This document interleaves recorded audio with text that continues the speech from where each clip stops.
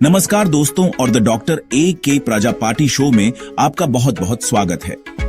दोस्तों, आज हम एक ऐसी यात्रा पर निकलने वाले हैं जो आपको दुनिया के कुछ सबसे खूबसूरत और रहस्यमयी कोनों में ले जाएगी। हम बात करने वाले हैं द्वीपों की, यानी आइलैंड्स की।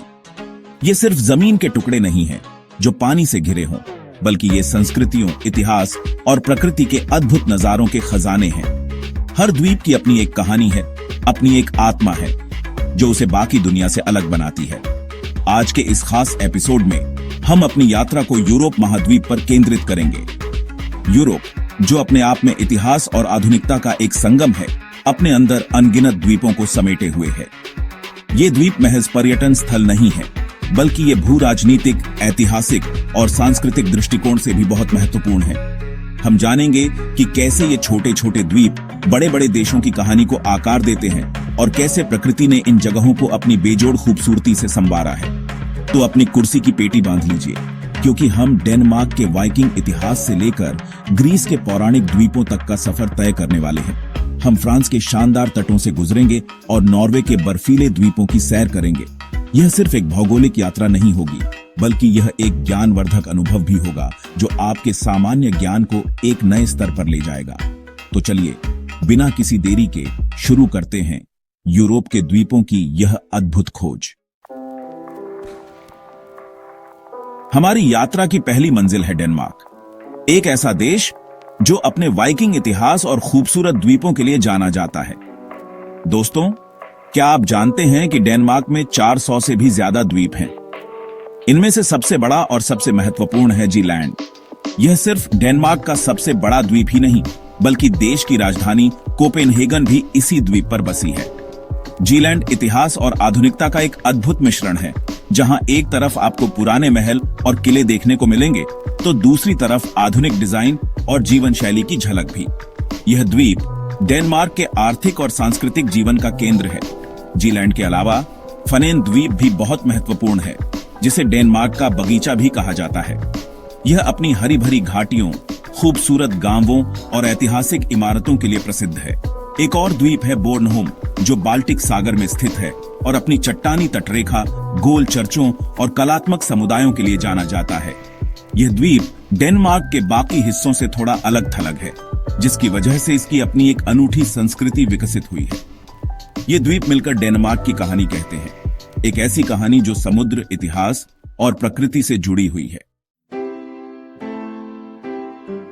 अब हम बाल्टिक क्षेत्र में थोड़ा और आगे बढ़ते हैं और पहुंचते हैं एस्टोनिया। यह एक छोटा सा देश हो सकता है, लेकिन जब द्वीपों की बात आती है तो यह किसी से कम नहीं है।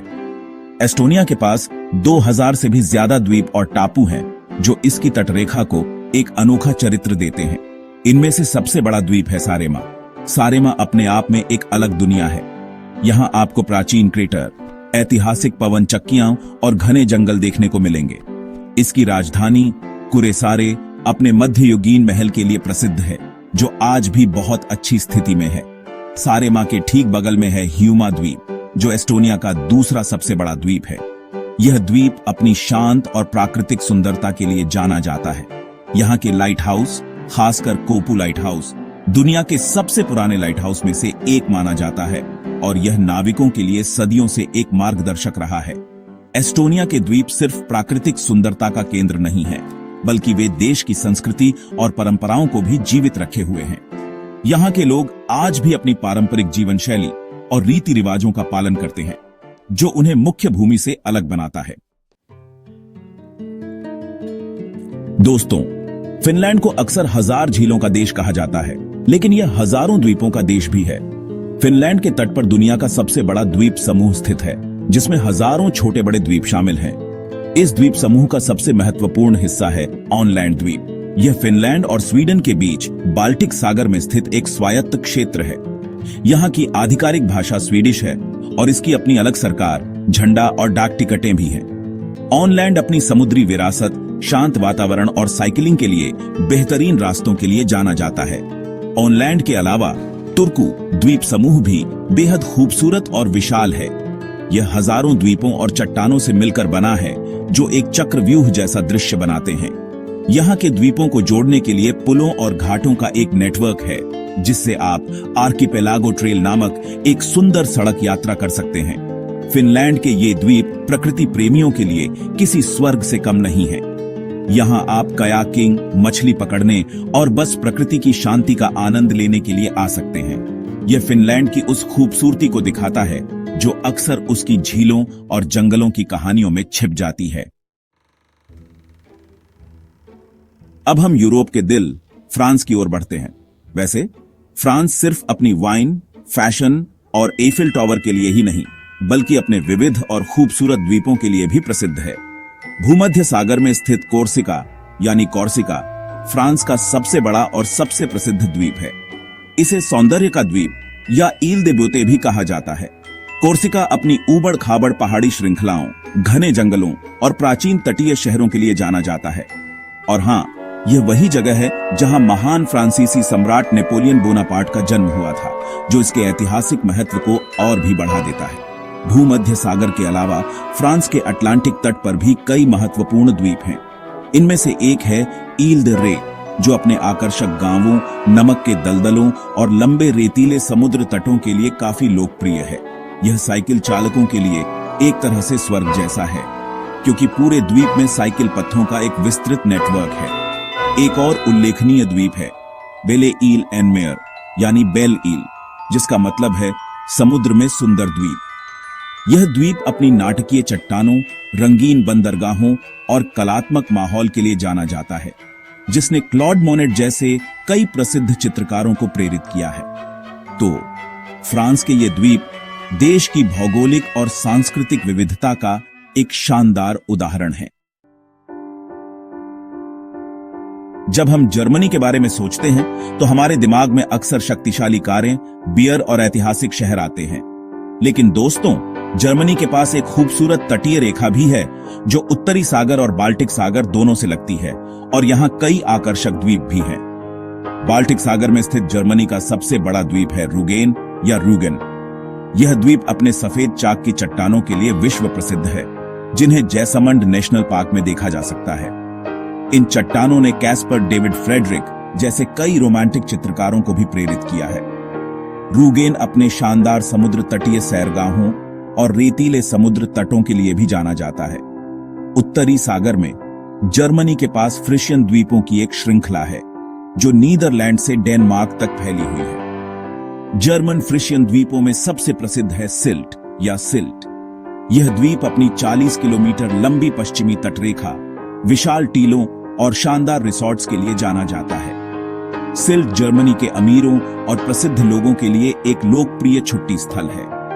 ये द्वीप एक अद्वितीय प्राकृतिक आवास भी प्रदान करते हैं, खास तौर पर वार्डन सागर या वार्डन सी, जो एक यूनेस्को विश्व धरोहर स्थल है और लाखों प्रवासी पक्षियों के लिए एक महत्वपूर्ण पड़ाव भी है। दोस्तों, अब हम एक ऐसे देश की यात्रा पर हैं जिसका नाम ही द्वीपों का पर्याय है, ग्रीस।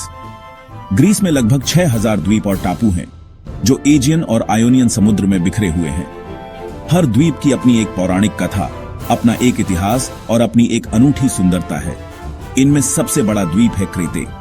क्रेते सिर्फ एक द्वीप नहीं, बल्कि यह मिनोअन सभ्यता का केंद्र था, जो यूरोप की सबसे पुरानी उन्नत सभ्यताओं में से एक है।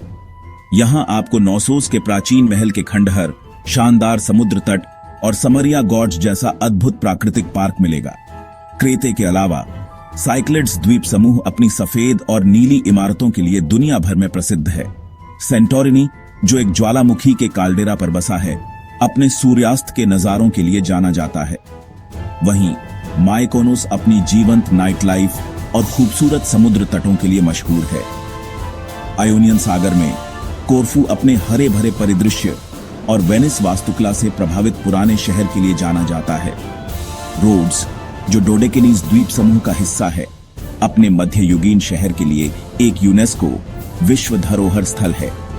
ग्रीस के द्वीप इतिहास, पौराणिक कथाओं और अविश्वसनीय सुंदरता का एक जादुई मिश्रण है। हमारी यूरोपीय द्वीपों की यात्रा हमें अब फैशन, भोजन और इतिहास के देश इटली ले आई है। इटली की मुख्य भूमि जितनी खूबसूरत है, उसके द्वीप भी उतने ही मनमोहक हैं। भूमध्य सागर के दो सबसे बड़े द्वीप सिसिली और सार्डिनिया इटली का ही हिस्सा है। सिसिली, जो भूमध्य सागर का सबसे बड़ा द्वीप है, संस्कृतियों का एक पिघलने वाला बर्तन है। यहाँ आपको ग्रीक मंदिर, रोमन विला, नॉर्मन चर्च और अरबी वास्तुकला का प्रभाव देखने को मिलेगा। माउंट एटना, यूरोप का सबसे सक्रिय ज्वालामुखी, भी इसी द्वीप पर स्थित है, जो इसे और भी खास बनाता है। सिसिली के पश्चिम में स्थित है सार्डिनिया, जो अपने क्रिस्टल क्लियर पानी और सफेद रेतीले समुद्र तटों के लिए जाना जाता है। यहाँ का कोस्टा स्मेराल्डा या एमरल्ड कोस्ट दुनिया के सबसे शानदार तटीय क्षेत्रों में से एक माना जाता है। सार्डिनिया का अंदरूनी हिस्सा पहाड़ी और जंगली है, जहाँ प्राचीन नुरागे पत्थर की संरचनाएं आज भी रहस्य बनी हुई हैं। इन बड़े द्वीपों के अलावा इटली के पास कैप्री जैसे छोटे लेकिन प्रसिद्ध द्वीप भी हैं, जो अपनी ब्लू ग्रोटो गुफा और शानदार विला के लिए जाना जाता है। इटली के द्वीप देश की कला, इतिहास और प्राकृतिक सुंदरता की कहानी को एक नया आयाम देते हैं। हमारी यात्रा का अंतिम पड़ाव है नॉर्वे, एक ऐसा देश जो अपनी नाटकीय फ्योर्ड्स, उत्तरी रोशनी और वाइकिंग विरासत के लिए जाना जाता है। नॉर्वे की तटरेखा बहुत लंबी और कटी फटी है, जिसके कारण यहाँ हजारों द्वीप हैं। इनमें सबसे प्रसिद्ध है लोफोटेन द्वीप समूह। यह द्वीप समूह आर्कटिक सर्कल के अंदर स्थित है और अपनी नुकीली पर्वत चोटियों के लिए जाना जाता है, जो सीधे समुद्र से निकलती हैं। यहाँ के लाल रंग के मछली पकड़ने वाले केबिन, जो पानी के ऊपर बने हैं, एक अविश्वसनीय दृश्य प्रस्तुत करते हैं। गर्मियों में यहाँ आधी रात का सूरज और सर्दियों में नॉर्दर्न लाइट्स का अनुभव किया जा सकता है। लोफोटेन के अलावा नॉर्वे के पास स्वालबार्ड द्वीप समूह भी है, जो उत्तरी ध्रुव और मुख्य भूमि नॉर्वे के बीच स्थित है। ये दुनिया की सबसे उत्तरी बस्तियों में से एक है और यहाँ मनुष्यों से ज्यादा ध्रुवीय भालू रहते हैं। स्वालबार्ड ग्लेशियरों, जमे हुए टुंड्रा और अद्वितीय आर्कटिक वन्य जीवों की भूमि है। यह वैज्ञानिकों और साहसी यात्रियों के लिए एक महत्वपूर्ण केंद्र है।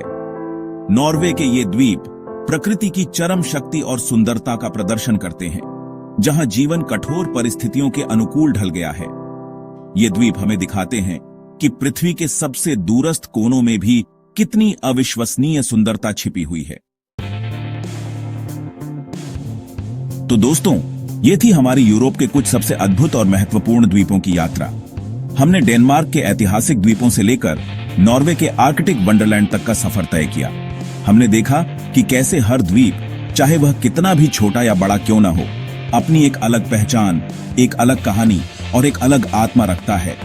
ये द्वीप सिर्फ भूगोल का हिस्सा नहीं है, बल्कि ये मानव इतिहास, संस्कृति और प्रकृति के अटूट संबंध के जीवंत प्रमाण हैं। मुझे उम्मीद है कि इस यात्रा ने आपके ज्ञान को बढ़ाया होगा और आपको इन खूबसूरत जगहों के बारे में और जानने के लिए प्रेरित किया होगा। यह दुनिया बहुत बड़ी और विविधताओं से भरी है और हर कोने में सीखने और खोजने के लिए कुछ नया है। हमारा उद्देश्य हमेशा यही रहता है कि हम आप तक ऐसा कंटेंट पहुंचाएं जो न केवल मनोरंजक हो, बल्कि ज्ञानवर्धक भी हो, जो आपकी सोच को एक नई दिशा दे। अगर आपको हमारी यह कोशिश और आज का यह वीडियो पसंद आया हो, तो कृपया इस वीडियो को लाइक करें और अपने दोस्तों और परिवार के साथ शेयर करें। आपके लाइक और शेयर हमें और भी बेहतर कंटेंट बनाने के लिए प्रोत्साहित करते हैं। और अगर आप इस चैनल पर नए हैं और भविष्य में भी ऐसे ही ज्ञानवर्धक वीडियो देखना चाहते हैं, तो द डॉक्टर ए.के. प्रजापाटी शो को सब्सक्राइब करना न भूलें और बेल आइकन को भी दबा दें, ताकि आपको हमारे आने वाले हर वीडियो की सूचना सबसे पहले मिले। इस यात्रा में हमारा साथ देने के लिए आपका बहुत बहुत धन्यवाद। हम जल्द ही एक नए और रोमांचक विषय के साथ वापस आएंगे। तब तक सीखते रहें, खोजते रहें और आगे बढ़ते रहें। जय हिंद।